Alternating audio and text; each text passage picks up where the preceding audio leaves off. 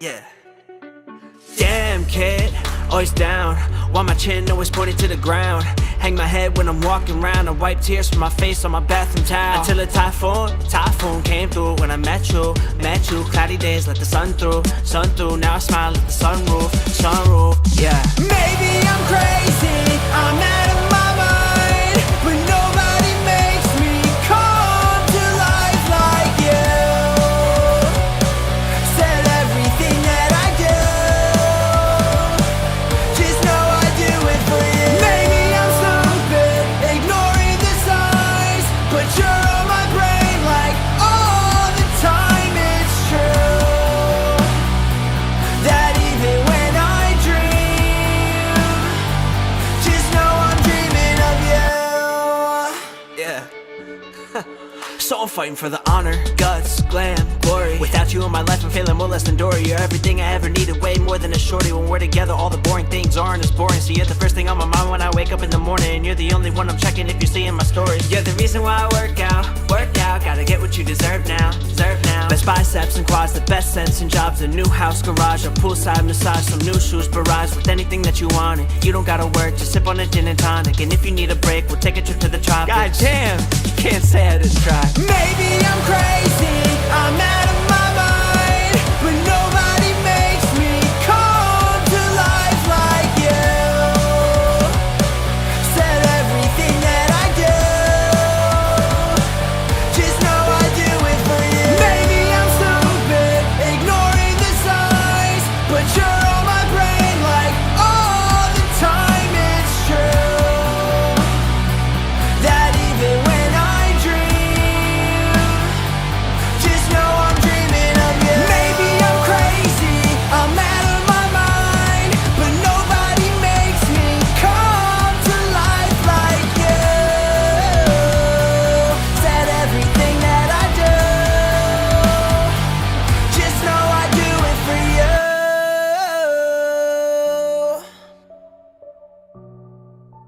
Yeah, just know I do it for you.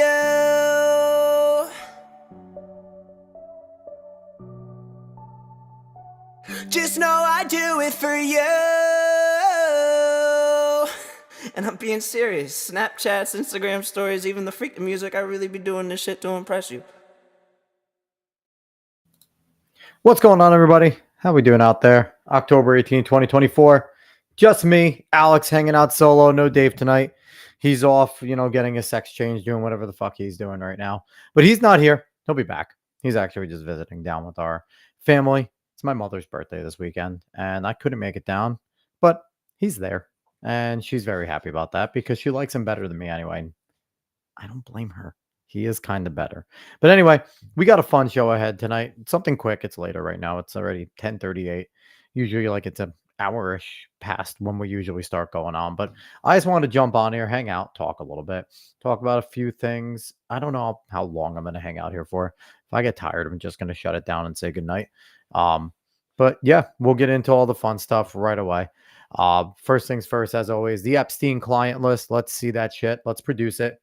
There's a lot of famous people on there. There's a lot of powerful people on there. We know it. They know it. It's why they're hiding it. And we need to see it. And, do it for, start making this demand. Because anyone that has a mom, a sister, an aunt, a daughter, you don't want to sit there and make any of the ladies of your life vulnerable to shit like this. So we need to get these people taken down. And they need to be brought to justice. So keep on making noise about that. Hurricane victims, Helene and Milton, it's still ongoing that these people are going to need many things for a long time now. It's not just going to be, this year and it's done and, whatever, a few months and it's over. People had their lives ripped away and ruined. So please continue to think about giving. If you haven't given yet in some way, please consider it, whether it's sending supplies with someone down there or things like that. And I mean, it's just we need to make sure that we're really doing what we need to do to help out our fellow Americans, even if it's donating $1. If you donate $1 and everyone around you and everyone voting for Trump donates $1, it's millions going in, like I've said. So I choose mercury1.org And that's the place that I choose to support. I think they do great things. If you have another place, that's fine, but just support if you can. We need to help our fellow Americans in their time of need. On that note, I'm asking you to donate a second dollar to Moms for Liberty. They do great things. If you want to go back and listen to our episode with Tina Deskovich, it was fantastic. She's all over the place right now. Trying to help get out the vote for Trump, get women, get moms out to vote for Trump. And Tiffany Justice is also freaking awesome. We interviewed her a few months ago. So great people doing great things, trying to get the woke DEI bullshit out of schools and to try and get it out of, now local and state governments. So they're working hard for you, but they need money because their operations are expensive. So again, donate a dollar and convince everyone you know to donate a dollar. It's the same thing. If we at least donate a dollar, if you convince all Trump voters to donate a dollar, that's millions of dollars going in. So let's get that done. My required Alex Jones is always invited. And anyone with InfoWars now, I'm expanding it out, is invited to jump on. They are doing their best to shut down his voice and shut down anyone's voice that is affiliated or associated with him. And I don't like that. So we want to make sure that that is not a thing that happens. So definitely go let Alex Jones know if anyone watches InfoWars or anything, or Owen Schroyer, or any of those guys over there, Chase Geiser, that they're always welcome to jump on here. And lastly, my last addition to my little preamble before we get into the fun stuff. Go work your local polls if you can, and not your stripper polls, but your voting polls. Go give up your time. Take a day off. If you have early voting and they need help, go do it. Because we need good people that are looking over at these polls. We can't allow the Democrats to continue to be the ones that are dominating the polls, and we can't rely on our retired seniors and our retirees to do it. We have to be the ones to get out there. So go work the polls and really, really, really work your ass off to try and make sure that we are securing elections, especially if you are in a swing state, a purple state, a contested state. We need good people working those polls. So that's something I'm preaching for everyone. And also, go vote. If you have early voting right now, don't think that, oh, it's early. I want to vote on election day. That's what a good conservative does. They vote. No, go get your vote counted now. Now's the important time to do it. I talked last night about, for New York, we have Proposition 1, which is codifying everything the left wants to do. But I was listening to Glenn Beck today, and I think he said that there's 8 states, 13 states with at minimum abortion on the ballot. So needs to be done. We need to make sure that we get ourselves to the ballot box. So do it as soon as you can. If you're in a state that does early voting now, get out there and vote. Don't leave it to chance, because shit can happen on election day, whether it's meddling or whether it's bad weather, a power outage. You get into some sort of issue yourself, or you have to go, take care of family things, whatever. This shit happens. Make a plan to go get it done now. Get your vote counted now. It's the best way to do it. All right. So Nate always coming in with some good stuff. He's been pestering Rob Noah to invite David and I onto his 24-hour election special. I would love it. I'll be in Florida during the election. I'll be over at Disney World. But if Rob invites me, I know Dave would definitely jump on. But if Rob invites us, I will make time while I'm in vacation. I will sit in the room. I'll make sure I bring my laptop, piss my wife off, and I will set something up, and I'll definitely go and hang out with Rob, or I'll use my phone or something, because my laptop without the setup kind of sucks. But I'll figure something out. But I would jump on if Rob invites us, because Rob Noah is awesome. We like Rob over here. We're gonna have Rob back on again at some point, because he's freaking awesome, and he just kicks the shit out of Destiny all the time, which seems like it's pretty easy to do at this point, as long as you're just not retarded. But we love what Rob does over there. He's fantastic. He's really good. And also Nate coming in with what do you mean? Jimmy Carter did the gritty all the way to the ballot box. God, God bless. Jimmy Carter was a shitty president, but God bless his soul. Still kicking and screaming, man. Over 100 years old. Good for him. Good for him. We don't know how much longer we're going to have Jimmy, but good for him for getting there and voting. We know he voted for Kamala, but whatever. Good for him. But yeah, let's get into all the good stuff today. I want to lead off with this fun tidbit. This is actually David providing for us from the, I'm gonna say from the grave. I'm gonna make this morbid, but David providing from the grave. Let's see, where is it? Yes, here it is. This article right here that Dave and I found to be interesting. But Video games make your brain younger, but exercise did not, a study suggests. Okay, so let's go down here. Um, boom, boom. Yep. So the surprising results show playing FIFA, Grand Theft Auto, Minecraft can have mental ability of a person more than a decade younger. So this is an interesting study.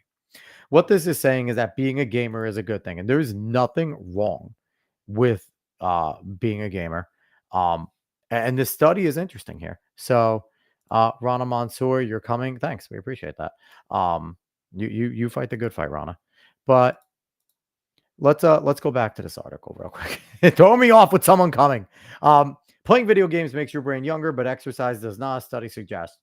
Regular players of video games such as FIFA, Grand Theft Auto, and Minecraft were found to have the mental ability of a person more than a decade younger with improved memory, attention, and reasoning skills. Now, I find that interesting. I don't know if that's a new way of saying immature. Now, listen, I have nothing against gamers. I love games. I don't play them as much as I used to, but I game the shit out of everything. You know, if you watch this show, we are fans of gaming. We like it. But it's interesting saying younger. So, like, I'm 35. I don't know if I'd want to be 25-year-old me. I was kind of a retard. So I don't know how much value this has, but it's cool. Let's keep going here. There were no cognitive improvements seen for non-gamers who are physically active and meet the 150 minutes of weekly required recommended of weekly activity recommended by the NHS. However, being active was found to improve mental health, scientists found. So there's that key word, mental health. Weird. I fucking hate that word because that phrase. I mean, mental health is such like a catch-all for everything that they just want to like encompass with it, and I guess it is encompassing for everything going on with our brains. But to me, it's such a big catch-all now for them to just get away with pushing bullshit. But I digress. Let's keep going here. The findings contradict the widely held belief that exercise can improve cognitive skills. Data from brain tests of more than 1,000 people were compared with questionnaires asking participants how often they played video games, as well as their lifestyle. Here's a quote. People who frequently play video games, that is 5 or more hours per week for a single type of game, perform cognitively on average like people who were 13.7 years younger for who did not play video games. Study author, Professor Adrian Owen, a neuroscientist from Western University in Canada, said individuals who engage infrequently with video games and played less than 5 hours a week across all kinds of games perform like people 5.2 years younger. So playing video games gives you a younger brain. That is essentially what this is saying. But they are likely to have anxiety. Look at this. So this is kind of what we know about this type of hobby, right? Because you're going to play games, you're more than likely, if you're going to play an extended period of games, like especially if you're coming home from work and you're going on and gaming, you're not going out, you're not interacting with people. If you're a kid and you're coming home with school and you're jumping on the video games, yes, you might be going online, the video games. I'm an old man. Yes, you might be jumping online, but you're missing that human interaction element. You're just sitting inside developing agoraphobia. So let's keep going with what they have to say. The professor added those who did not meet the NHS recommendations for physical activity were twice as likely to suffer from depression and 1.5 times more likely to have anxiety. So physical fitness does lead to positive mental effects. It gives you pheromones. It has the endorphins that give you boosts when you're sitting there and you're working your ass off. So there's the potential there. Let's see. Let's continue. I don't care. We conclude that exercise and video gaming have differential effects on the brain. No shit. Which may help individuals tailor their lifestyle choices to promote mental and cognitive health, respectively, across the lifespan. They write in their study. Let's see. Brain training games don't have any sort of benefit. No fucking shit. The brain training games are stupid. The games, here's one of the reasons and why. Typically, they are high engaging, strategic, and may enhance visual attention and processing speed with problem solving abilities through intense repetition and practice. So here's the thing. Gamers are, a lot of the times too, lately not as much, but gamers are a lot of your nerds anyway. So you're sitting there and putting a demographic of intelligent people and making them have to problem solve and work harder. Of course, it is going to develop their brain and make them stay younger, right? I'd like to see where this is cross-examined with people who read a ton, because I feel like reading a ton and what you read also has a difference in terms of how your brain, like the age of your brain, which is still weird. I don't know how they determine the age of a brain. Let's see. This is a weird thing saying that the Exercise not affecting cognition was a surprise because the World Health Organization recommends that moderate exercise can benefit cognition. They're saying that potentially after a good hard workout, it might make you feel sharper, which to me is weird. I do think that working out, well, it's not going to necessarily make your brain younger, but it does make your body better. So there are ways to continue to benefit. And, I would think like playing video games isn't a bad outlet. And one of the things that maybe helps with your brain and why it's younger, it's because typically when you play games, the usual reason is to break away from the world. When you're constantly living in the real world and you're stressing about all the shit that goes on and all the things that are going on in your life that may be positive or negative, you're now, you're aging your brain in that way. But when you're playing a video game, you're trying to take yourself away from that. So you're entering into a new world, trying to engulf yourself in whatever the fantasy is that you're playing. And to me, that definitely has to have an effect because it brings back the imagination that we lose as kids, right? So it has to be why, or one of the main reasons why they find that, because we find that we lose our imagination as we get older. But if we're playing video games or entering into that world and we're having an imagination again, same thing. Like, I like to read sci-fi. I like to read fantasy. You're entering into those worlds. So you're still tapping into that kiddish nature. It's caused me to start writing books. Now I have no fucking time. I'm not finishing anything, but I've been writing a young children's book and a fictional fighting book and things like that. And very much the reasoning is because of the things in the mediums that I choose to frequent that probably have my brain acting younger than what a normal 35-year-old would. Um, they said the estimate average of hours spent playing per week spent playing video games within the past 12 months with these things. The puzzle games, they're talking about things with memory skills and stuff. Puzzle games such as Minecraft, Civilization, Hearthstone, and Roblox, action role-playing games such as The Witcher, Mass Effect, Fallout 4, Skyrim, Grand Theft Auto, Assassin's Creed, sports games like FIFA, NHL, Mario Kart, Need for Speed, and Rocket League.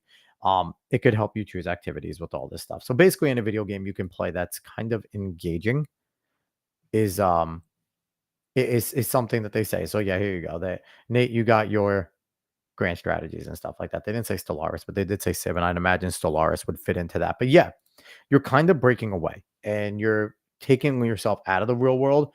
And the real world causes stresses.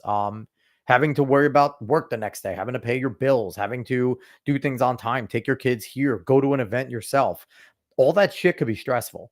So when you're entering into video game world, that's what de-stresses you. And it's definitely, I think that's why it has that effect of making us feel younger, act younger, be younger, have a younger brain. So um found that one interesting that video games may make you younger.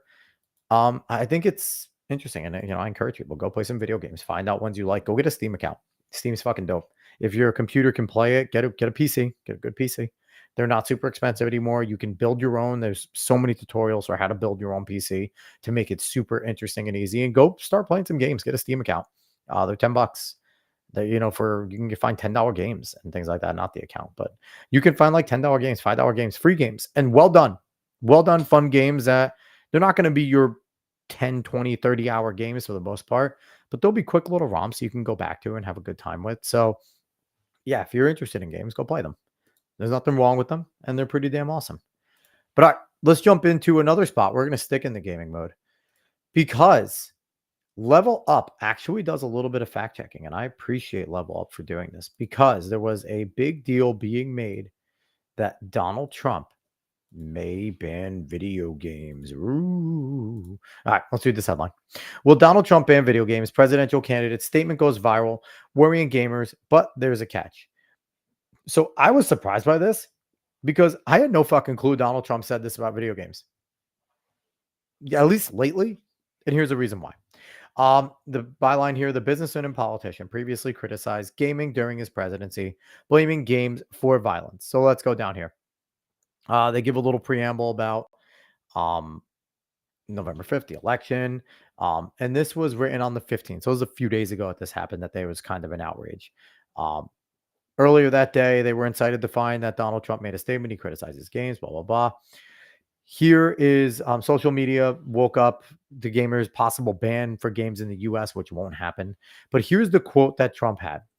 We must stop the glorification of violence in our society. This includes the gruesome and horrible video games that are now commonplace. It's too easy for troubled youth to surround themselves with a culture that celebrates violence. We must stop or substantially reduce this.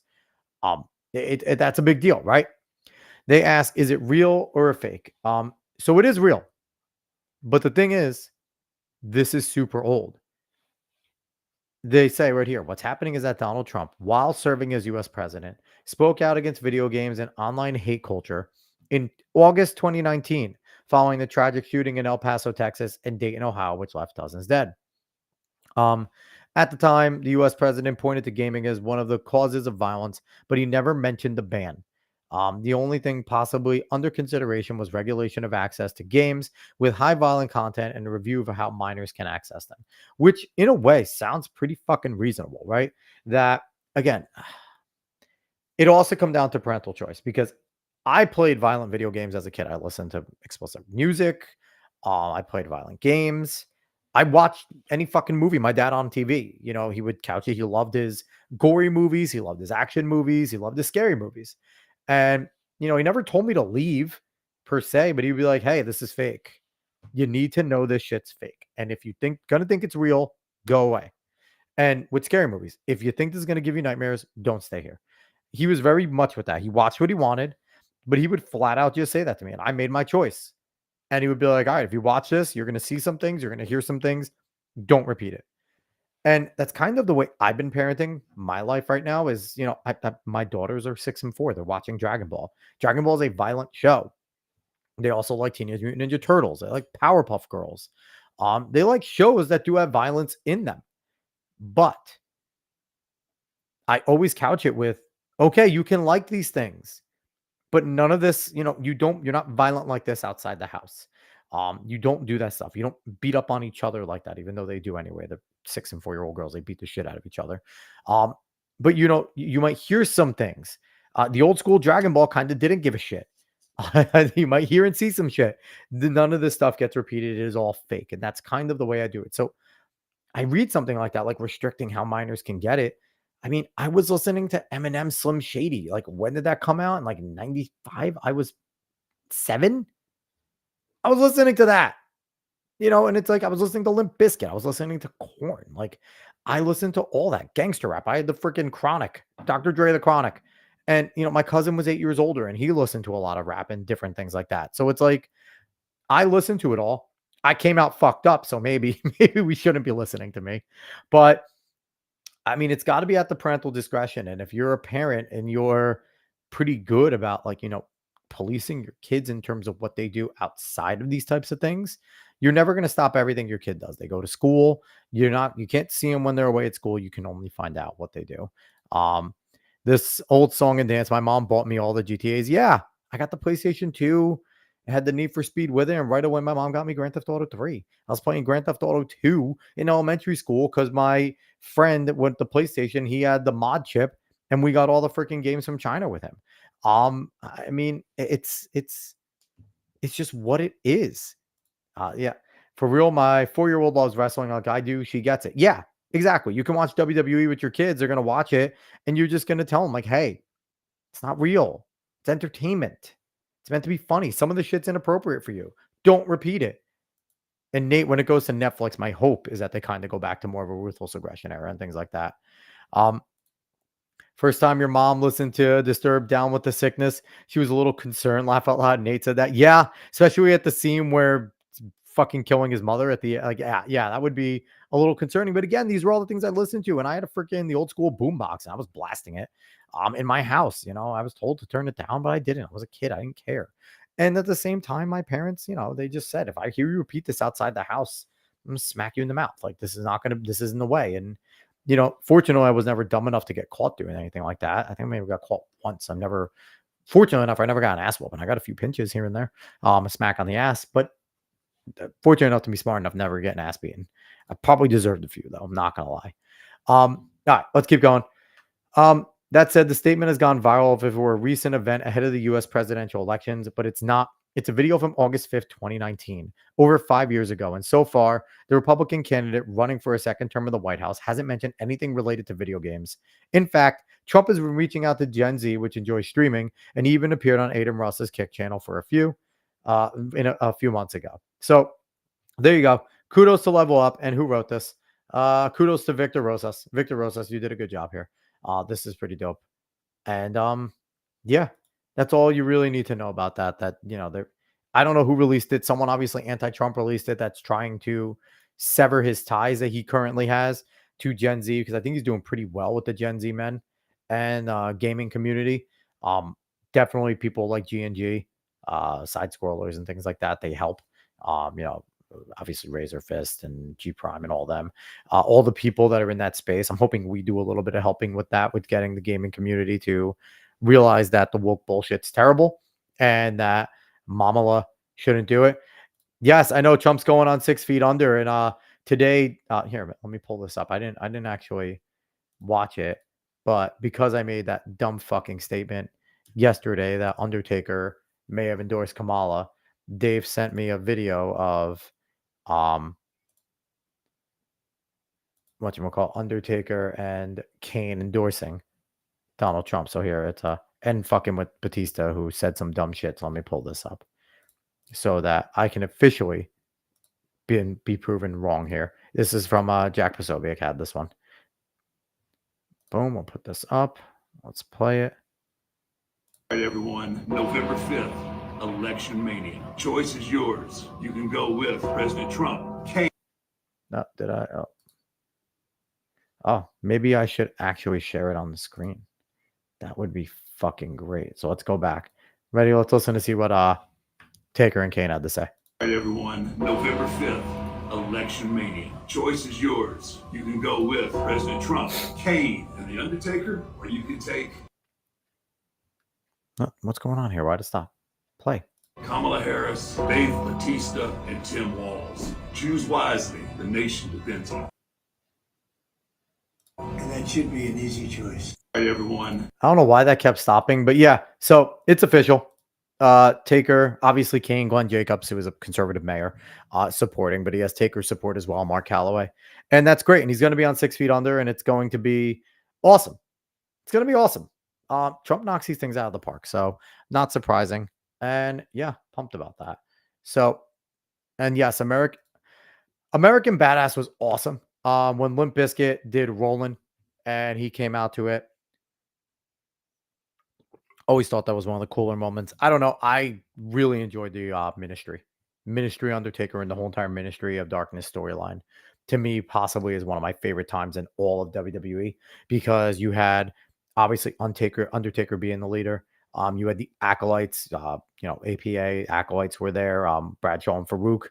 You had the Brood with Gangrel, Edge, and Christian. You had Midian. You had Viscera. I mean, that was such a crazy fucking stable. And then to think about all those guys, obviously Taker was the top guy. Farouk was top guys at points, especially Ron Simmons and Nation of Domination and things like that. Bradshaw going on to be JBL and an absolute headliner, bona fide star. Edge becoming the star that he was. Christian, one of the best workers and one of the best wrestlers of all time. You had Gangrel kind of faded into obscurity, but Viscera was King Mabel, and King Mabel had a big role for a long time, brought him back as Viscera.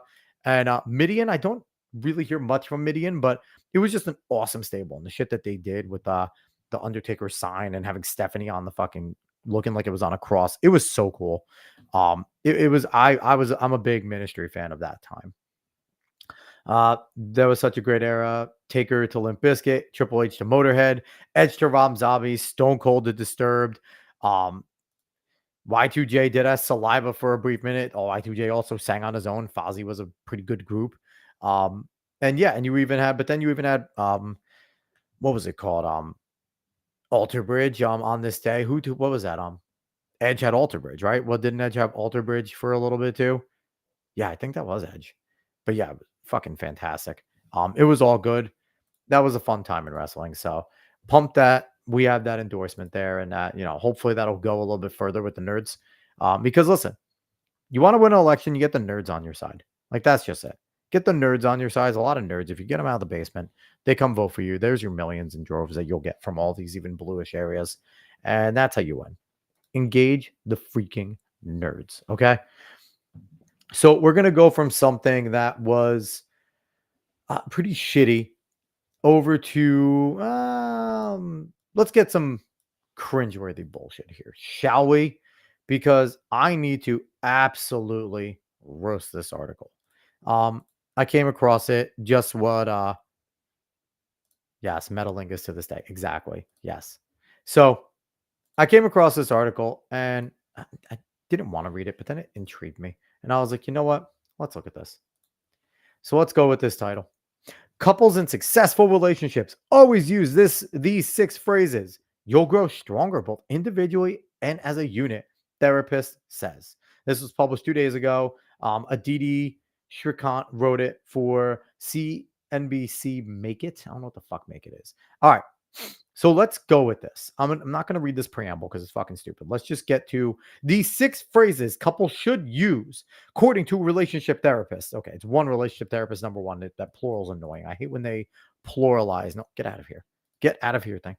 I hate when they pluralize shit like this. Like you're referencing one person, okay? All right. Number 1.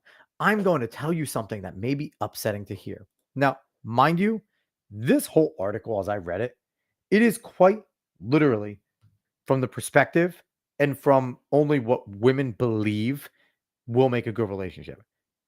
So let's go with this. I'm going to tell you something that may be upsetting to hear. So let me couch this right now. I'm a male. I'm a husband. I'd like to consider my marriage a successful marriage. I have a beautiful wife. She's incredible. She can say this to me. She can absolutely say this to me. Because whatever. If I say this to her, we're having a fucking fight. There is no way around it. If I say this to her, we are having a fight. Here's the thing. It's okay to be critical of each other in a relationship, right? That is fine. But men and women do it in their own ways. Most of the time, your guys are not going to sit down and be like, honey, I have something I have to tell you. It might hurt your feelings. That's not going to happen. This is a beta male thing to do as a guy. Now, women would sit down their husbands and be like, listen, I'm going to tell you something that might make you upset. And then they proceed to tell you, it pisses you off. And then you get over it. You maybe fight out. You have a little bit of a battle. You back and forth. But you get the fuck over it as a guy. It's done. She said what she said. It's over. You don't let it carry over. Because you want to know something? Because peace of mind is more important than winning that battle. So, no. This is not a phrase that guys are going to say. So, let's see why, though. Withholding potentially harmful information from your partner, which I fucking hate that word. I hate that word. Everybody stop using partner. Partner just delegitimizes the nuclear family and marriage as an institution. Because here's the thing. There was already a perfectly good word for the person that you are with. It is either your significant other or your spouse when you are married. Okay? If you are dating, they are your significant other, your girlfriend, your boyfriend. Those are the phrases there. If you are married to them, they are your spouse, your husband, or your wife. They are not your fucking partner. Because here's the thing. You both bring different things to the table. Yes, you work together. But a partner is somebody that you can just fucking break away from. You can just walk away from a partner because partners are just, it's so informal. And it's so unflattering to call somebody your fucking partner. No. If it is a serious thing, if it's a serious relationship, they are your significant other, your girlfriend, your boyfriend. They are your fiance. They are your husband, your wife, your spouse.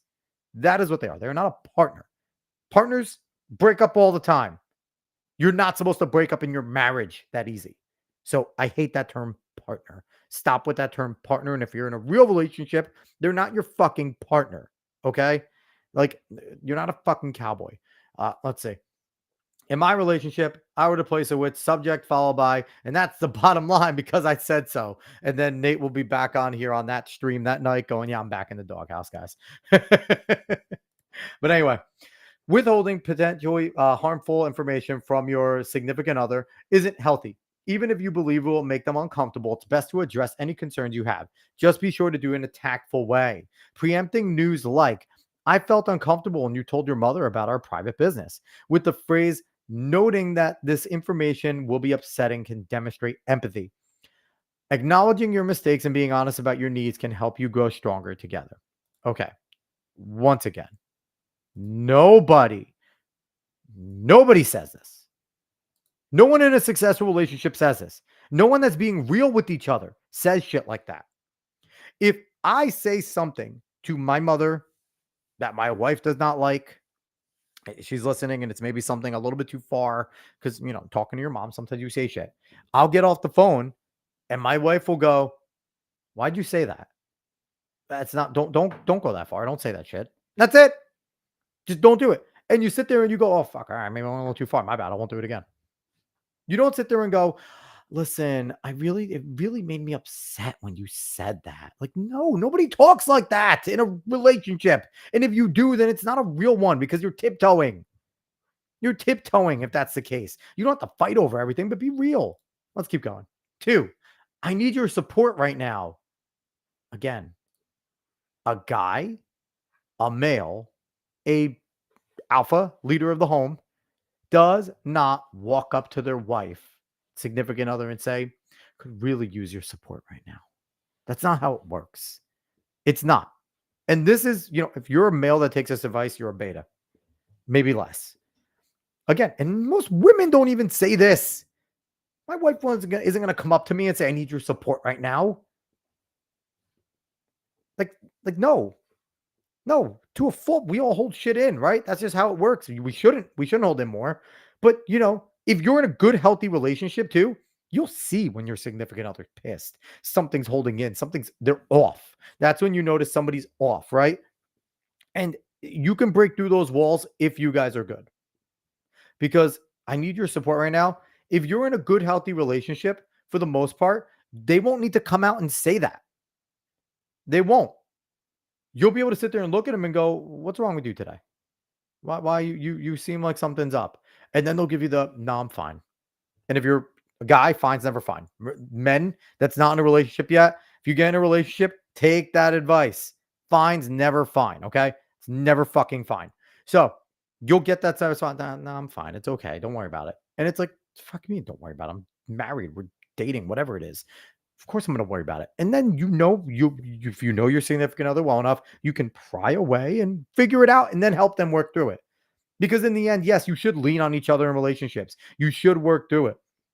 As a guy, you don't have to walk up to your girlfriend or your wife and be like, really need your help. I need a shoulder to cry on. No, they're going to sit there and be like, dude, what's up? What are you doing? What's wrong with you right now?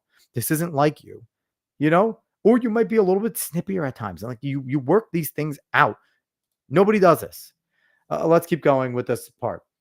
To find out what makes love last, clinical psychologists and researchers John and Julie Gottman interviewed more than 3,000 couples and followed some for as long as 20 years. There is no formula to solving conflict, but some conversations are more fruitful than others. Quote, your mission is to allow yourself to be vulnerable, to turn attack and defense, I imagine, into self-disclose and openness. Self-disclosure and openness. They wrote for MSNBC Make It, saying, can I have a hug, or I just need your support right now, can signal to your partner, significant other, that you are being flooded with emotions and need to take a moment. Again, maybe I'm a chauvinist, but you don't sit there and walk up to your girlfriend or wife and go, I'm flooded with emotions right now. I need a hug. No, it's not how this. No, have an outlet. Figure something the fuck out as a guy.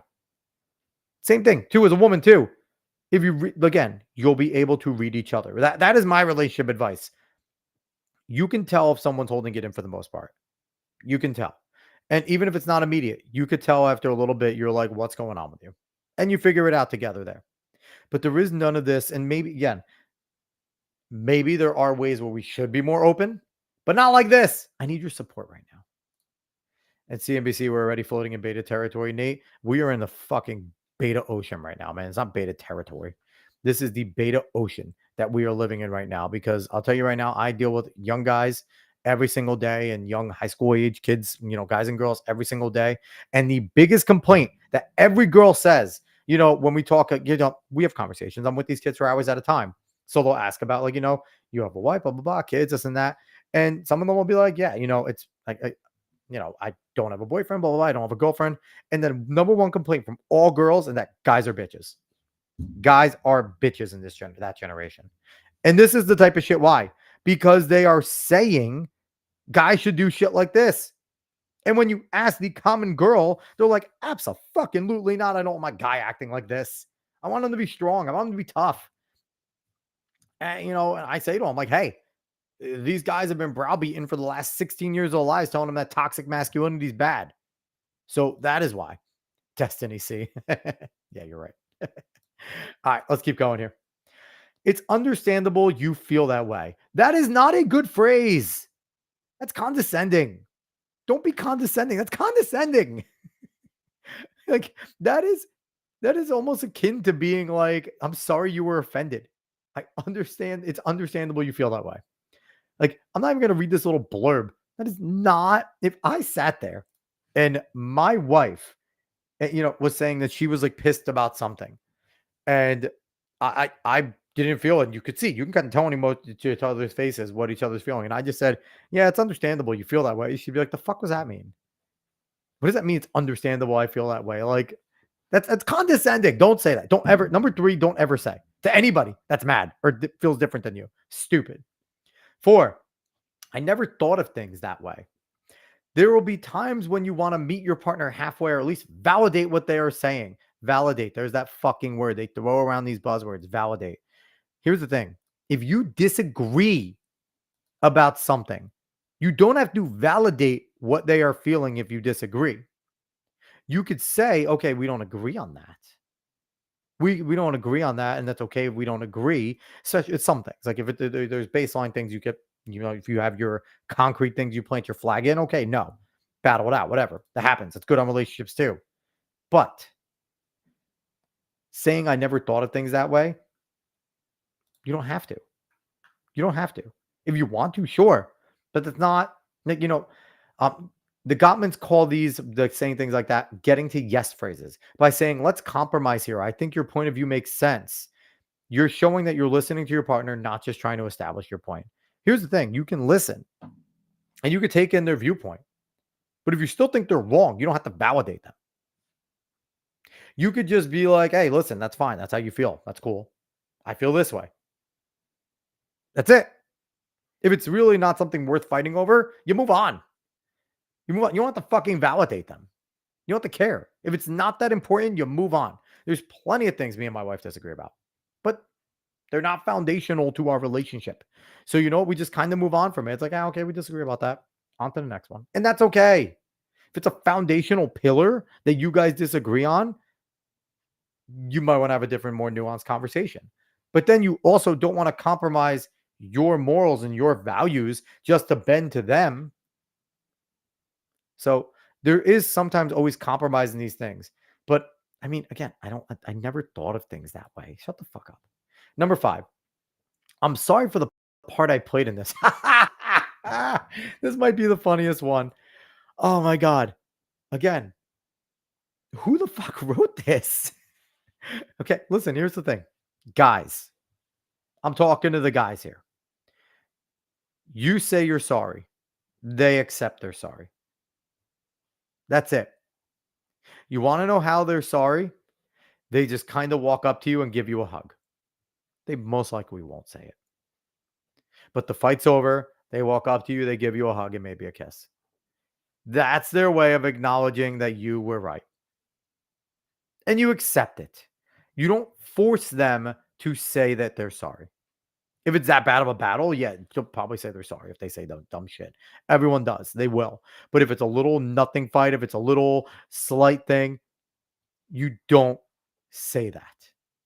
What about Alyssa Mercanti? Why are we bringing up Alyssa Mercanti? Nate, explain yourself. But yeah, no, this is, again, I'm sorry for the part I played in this. If you did something wrong, yeah, you're going to own up to it. You don't have to say, I'm sorry for the part I played in this. Like, no, I said some stupid shit. My bad. I'm sorry about that. That's fine. It's okay to do. But phrasing it that way, I'm sorry for the part I played in this. Let's read why we say this. Owning up to what role you played in a conflict is essential for mutual growth. When you take responsibility for your share, you increase the chances that your significant other, not partner, fuck that word, will accept the responsibility for theirs too. No, you don't. No, you don't. Oh my God. Oh, thirsting for Hassan. Oh yeah, she's yeah, they wrote it.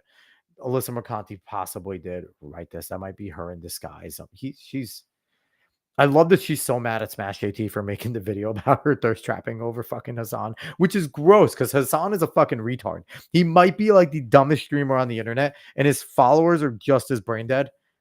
But it's like Hassan's a moron. The guy has no actual stance on anything. Um, let's continue here. Last one. Let's find a solution. Successful couples solve problems together, even if the challenge is outside the relationship. Collaborating to find the solution can help strengthen your bond. Okay.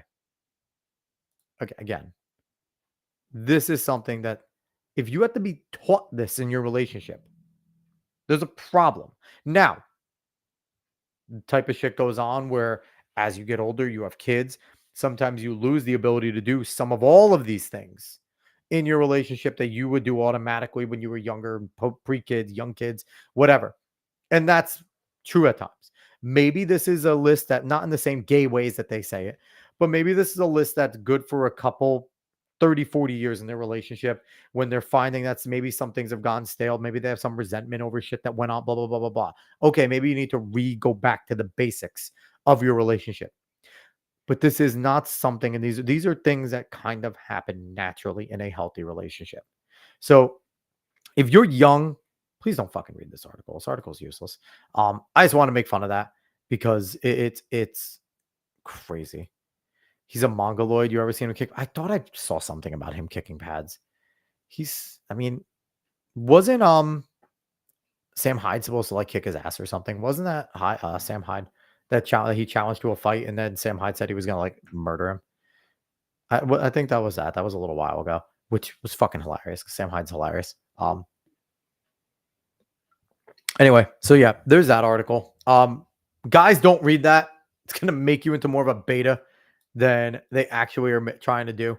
I'm not saying just like, oh, be masculine and strong, never talk to your girl and never, be tough always. Like, no, that's not what I mean. But I mean, there's different ways of going about things. Different things work for different relationships. You're going to fight a little bit. You're going to battle. That is normal. That is absolutely normal. But just don't think any of those phrases. All those phrases are fucking stupid.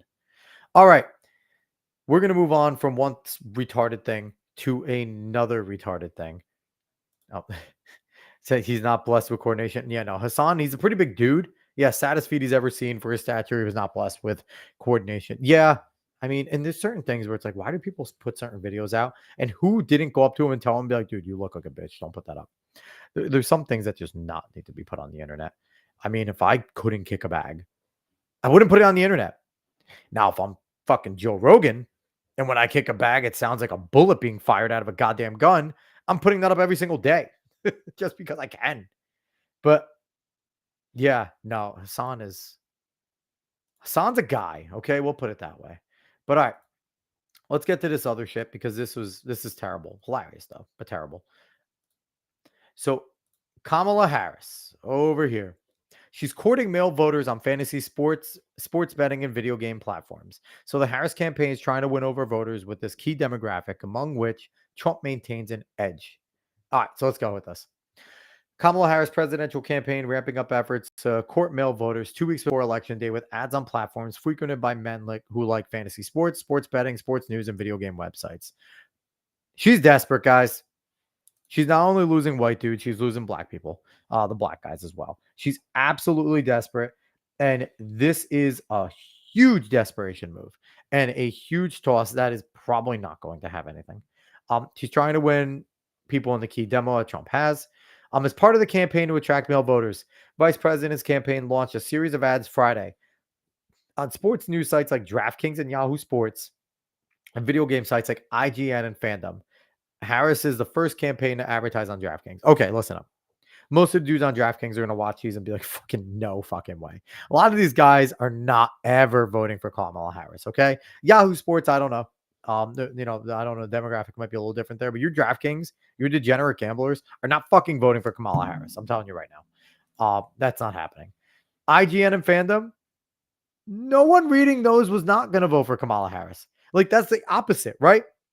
Those people that read IGN and fandom were probably voting for Kamala anyway because they believe in all the DEI gay bullshit that are being pushed and promoted by both of those sites, okay? So that's useless right there.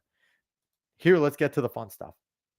In one 30-second spot that will appear on those websites, former professional basketball star Magic Johnson compares the economic policies between the two candidates as if he were previewing sports teams clashing.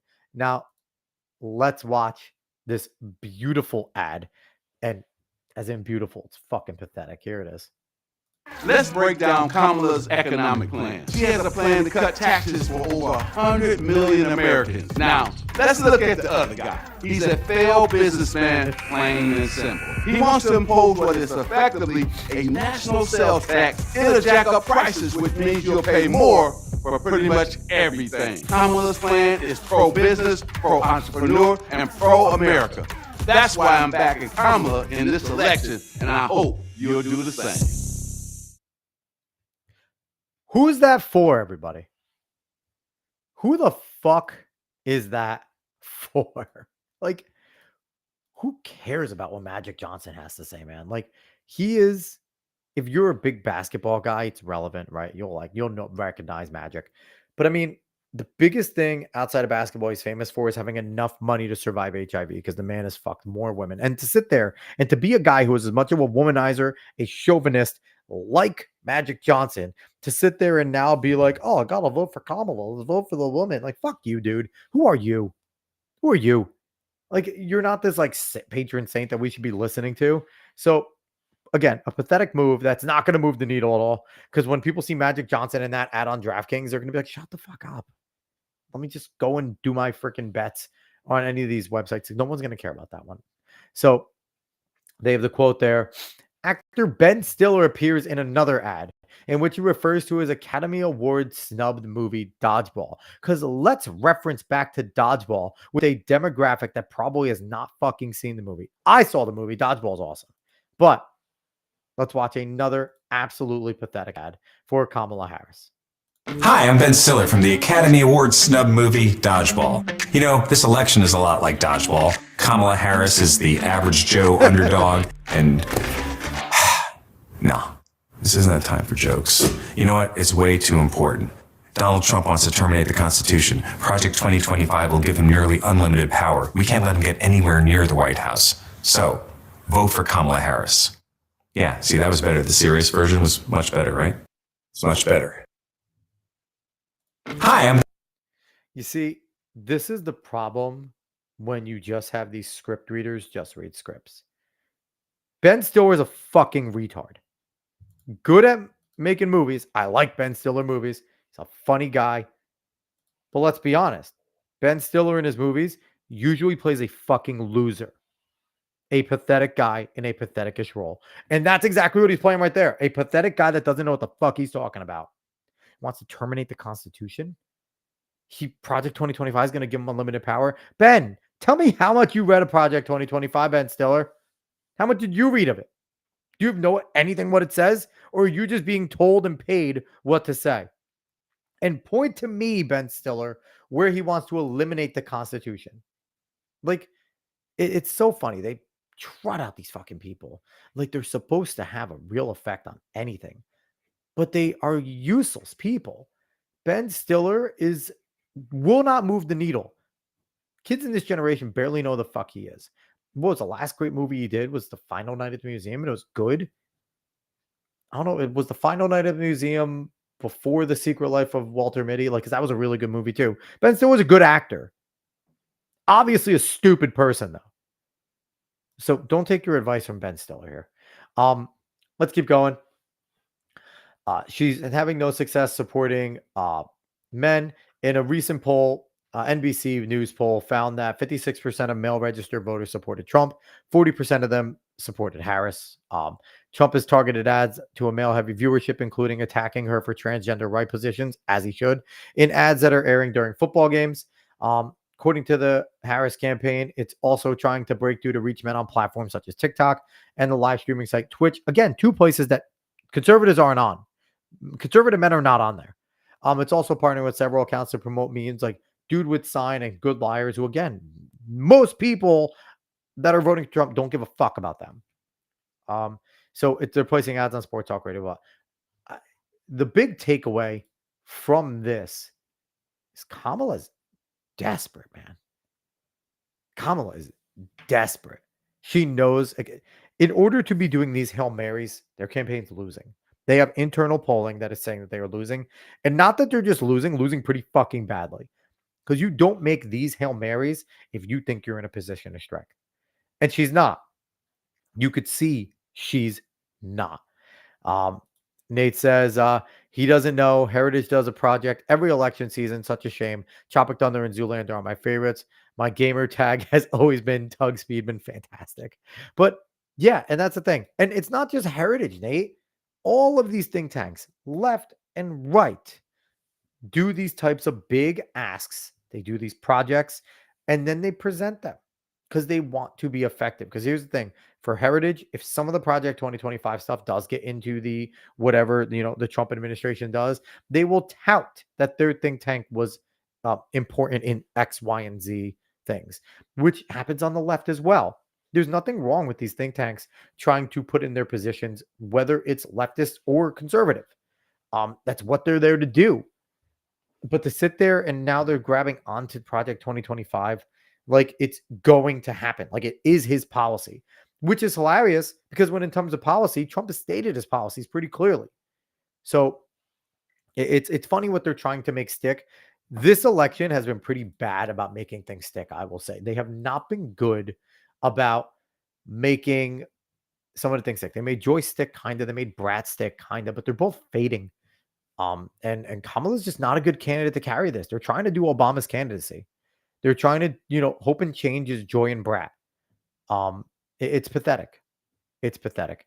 And speaking of pathetic, we had the Al Smith dinner this past last night, the 17th, and Kamala Harris is the first candidate since Walter Mondale to not attend this dinner. Now, in lieu of this dinner, she sent out a video. Before we get there, Nate, Project 2025 is alarm bells for election season, but no mention of Transition Integrity Project in 2020. Yes, unless you were a conservative, you knew what it was. Yeah, exactly, Nate. But Kamala did not go to the dinner, but she decided that a video will suffice. Now, let's get to this video. Now, the video is 3 minutes long. I don't want to watch the whole thing. She gets like semi-serious towards the end, quotes the Bible, which she doesn't fucking believe in. But I want to watch the beginning of it because the beginning is I hate cringe, but it is cringeworthy. I'm going to use the full word. It's one of the most cringeworthy fucking things you'll ever see. So let's watch this absolutely terrible thing, and I hope an ad doesn't pop up. I hope it plays. Is it going to play for me? There Your you go. Eminence and distinguished guests, the Al Smith dinner provides a rare opportunity to set aside partisanship. Oh, sorry. Hey, what's going on? Who was that? Oh, sorry, Mary Catherine Elliott. Mary Catherine Elliott. It's so nice to meet you. Very nice to meet you, Mary Catherine. Right now I'm trying to record. Now, this is Molly Shannon, and she is reprising a role that she had. I don't want to get this name wrong, but Mary Catherine Gellin, some bullshit. Mary Catherine Gallagher, which Saturday Night Live isn't funny, and neither is Molly Shannon. So we'll preface that. But she's like reprising her role here from that.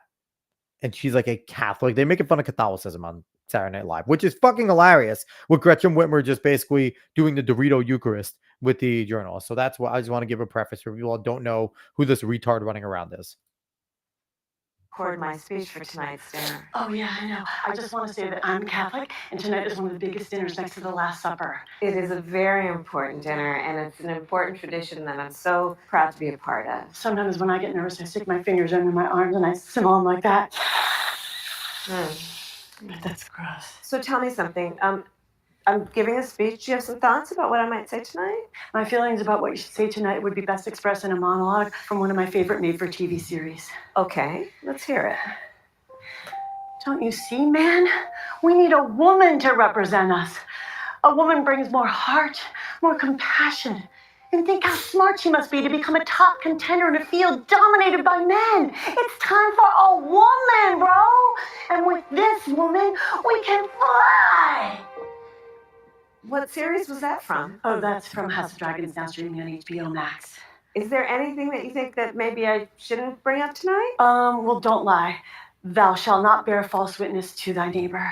Indeed, especially thy neighbor's election results. Just so you know, there will be a fact checker there tonight. Oh, that's great. Who? Jesus. And maybe don't say anything negative about Catholics. I would never do that, no matter where I was. That would be like criticizing Detroit in Detroit. Does it bother you that Trump guy insults you all the time? It really bothers my friends and me. Oh, Mary Catherine, it's very important to always remember. This is so you should bad. never let anyone tell you who you are. She's so you tell fake. them who you are. Haters gonna hate. Shake it off. Shake it off. Shake it off. It's Shake it off. so bad. My God. Yeah, okay. And also remember one more thing. Don't worry if you make a mistake. Catholic people are very forgiving. Yeah. And also, one last thing I want to tell you. Don't forget to say, superstar. Thank you, Mary Catherine. Thank you, Mama La. Thank you. Oh my God. We're not gonna watch her dumb fucking thing here, but it's terrible. So here's the thing, Nate. You said where John Podesta literally war game the West Coast Succession. Yes, the transition Integridin. See, Molly Shannon to me has always been a throwaway comedian. She's been funny at times, but she's not great. I don't think Molly Shannon's great. I always thought Superstar was kind of fucking annoying. I thought she was okay on SNL. SNL hasn't been good for a really long time though. I didn't like Deliciousness on SNL. It was okay, funny sometimes. I don't think she's that great. Shorty Balls is funny, yeah, but it's like she doesn't move the needle for me as a comedian. There's plenty of better ones, and to have her in there, and it's a mockery of Catholicism because that's her whole role on SNL with that character. They mock Catholicism, so there you go. She's like, that's a mockery there. And when she's like, I would never make fun of Catholics. Like Detroit and Detroit. Like, shut the fuck up. You wouldn't even go to the dinner. You didn't even go to the dinner. No idea why she didn't go, but she didn't go. So I wanted to show that absolutely terrible thing. But now let's contrast that. Let's absolutely contrast that with the Donald. Her brief part was funny in Talladega Nights. Yeah, listen, Nate, she's funny in small doses. Small doses, she's funny. Donald Trump did go to the Al Smith dinner.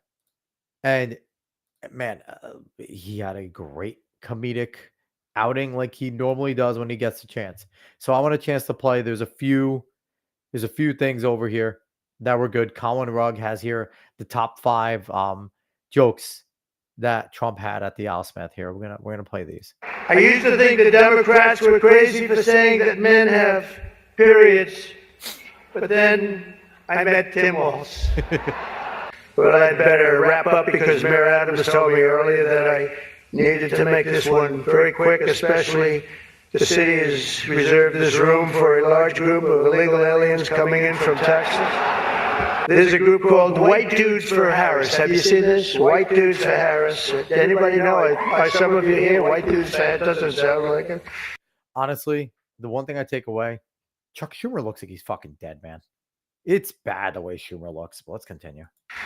But I'm not worried about them at all because their wives and their wives' lovers are all voting for me.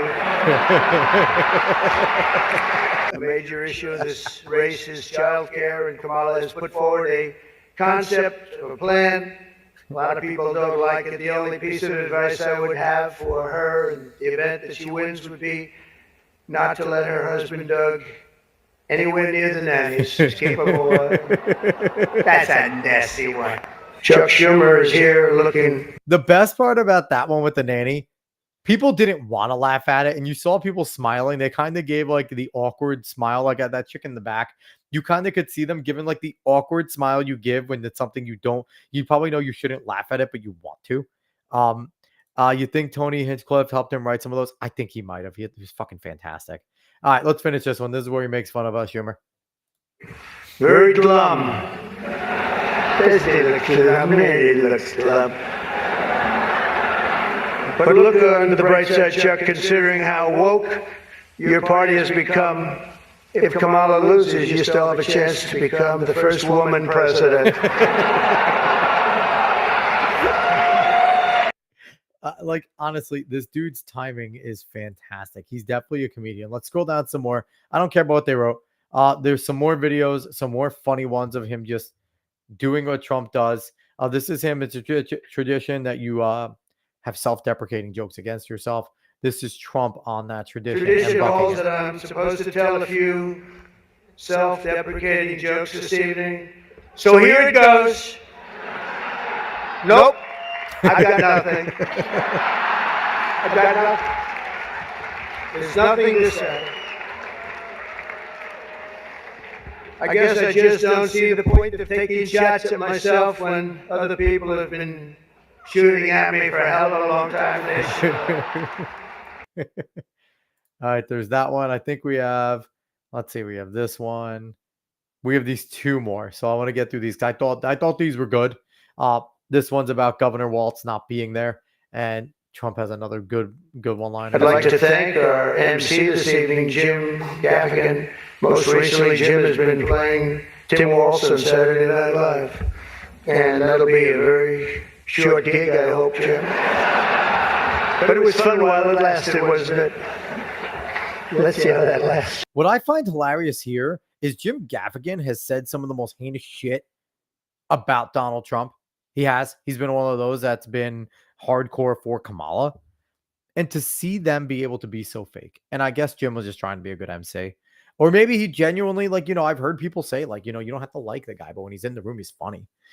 Maybe he's just genuinely laughing at his comedic timing and he still doesn't like him, which is fine. You could do that. But I just find it always funny how, like, doublespeak these people are.